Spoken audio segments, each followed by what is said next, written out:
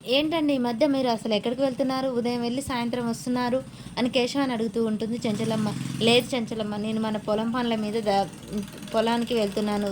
అందుకే పొద్దుపోయి వస్తున్నాను.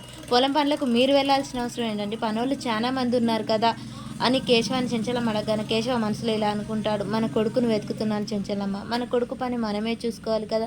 పని వాళ్ళు చూసే పని కాదు ఇది. సొంత వాళ్ళు చూసేది. నీ తల్లి ఆరాటాన్ని నేను పోగొట్టాలి అని మనసు. ఏంటండి ఏందో మనసులో సైలెంట్‌గా ఉంటున్నారేంటి? ఏం మాట్లాడరు? ఏం లే చెంచలమ్మ, ఇంట్లో ఉండి కూడా నాకేం పొద్దుపోవట్లే. అటు పొలాలకల్లా పోతే కొంచెం మనసు ప్రశాంతంగా ఉంటుంది. అందుకే వెళ్తున్నాను. చాలా ఉబ్బగా ఉంది. స్నానం చేసొస్తాను అని చెప్పేసి కేశవ వెళ్ళిపోవడానికి చూస్తుండగానే ఫోటో ఏది అని చెప్పేసి తన జేబుని తడుముతూ ఉంటాడు. ఈలోపు సోఫాలో చూస్తాడు. ఇప్పుడు ఎలా చెంచలమ్మ చూస్తుందో ఏమో అని చెప్పగానే, ఏంటండి స్నానానికి వెళ్తానని ఇక్కడే నిలబడ్డారేంటి?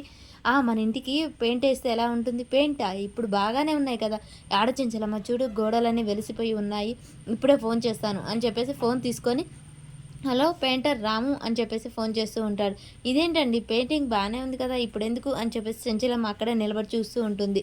ఇక కేశవ ఫోటో ఎక్కడ చూస్తుందో అని చెప్పేసి చాలా టెన్షన్ పడుతూ ఫోన్ అయితే చేస్తూ ఉంటాడు. ఈలోపే చెంచలమ్మ ఇక అక్కడి నుంచి అయితే వెళ్ళిపోతూ ఉంటుంది. రాజు పెయింటింగ్ వేయాలి కదా ఇంటికి అని చెప్పేసి కేశవ మాట్లాడుతూ ఉండగానే చెంచలమ్మ అక్కడి నుంచి వెళ్ళిపోతుంది. ఏమంటే మళ్ళీ నేను ఫోన్ చేస్తాను అని చెప్పేసి కట్ చేసి ఆ ఫోటో అక్కడ ఉన్న టవల్ తీసుకొని కేశవ అయితే ఇక అమ్మయ్య చెంచలమ్మ చూడలేదు. చెంచలమ్మ చూస్తే చాలా ప్రమాదమే ఉండేది. ఇప్పుడు ఈ ఫోటో ఎక్కడిది అని చెప్పేసి ఆరాలు తీసేది.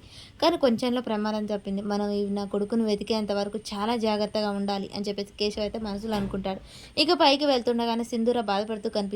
అమ్మ సింధూర, ఏం చేస్తున్నావు అమ్మ? ఏం చేయట్లేదు. మీ అమ్మ నాన్న గురించి ఆలోచిస్తున్నావా?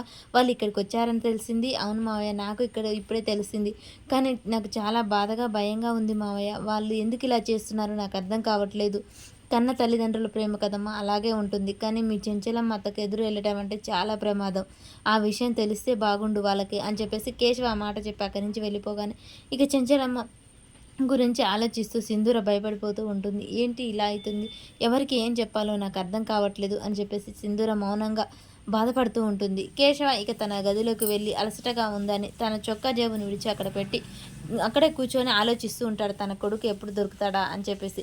ఈలోపే ఇంకా అంబానీ అక్కడికి ఫోన్ చేస్తూ ఉంటుంది. కేశవ ఫోన్ రింగ్ అవుతూ ఉంటుంది. కేశవ తన కొడుకు ఆలోచనలో పడి ఆ ఫోన్ శబ్దాన్ని వినిపించుకోడు. అలాగే తన కళ్ళు మూసుకొని అలా ఆలోచిస్తూ ఉంటాడు. దేవుడే, నా కొడుకు తొందరగా దొరికేలా చూడు అని చెప్పేసి ఆలోచిస్తూ ఉండగానే తన ఫోన్ రింగ్ అవుతూ ఉంటుంది. గదిలోకి చెంచలమ్మ వస్తుంది. ఫోన్ రింగ్ అవుతున్న ఈ మనిషి ఏంటి తీయట్లేదు, ఏం చేస్తున్నాడు అని చెప్పేసి చెంచలమ్మ అయితే ఆ ఫోన్ వైపు కేశవ వైపు చూస్తూ ఉంటుంది. కేశవ అలా కళ్ళు మూసుకొని నిద్రపోతూ ఆలోచిస్తూ ఉంటాడు. ఇక చెంచలమ్మ అయితే ఆ ఫోన్ తీసి ఎత్తబోతూ ఉంటుంది. మరి చెంచలమ్మ ఎత్తగానే తన కొడుకు జాడ గురించి తెలిసింది అని చెప్తుందా? అసలు ఏం జరుగుతుంది? ఫోన్లో మరి ఆ మాటలు విన్న చెంచలమ్మ తన కొడుకు బ్రతికే ఉన్నాడని తెలుసుకుంటుందా? అసలు ఏం జరుగుతుంది? కేశవాన్ని నిలదీస్తుందా అనేది మనకు నెక్స్ట్ వీడియోలో తెలుస్తుంది.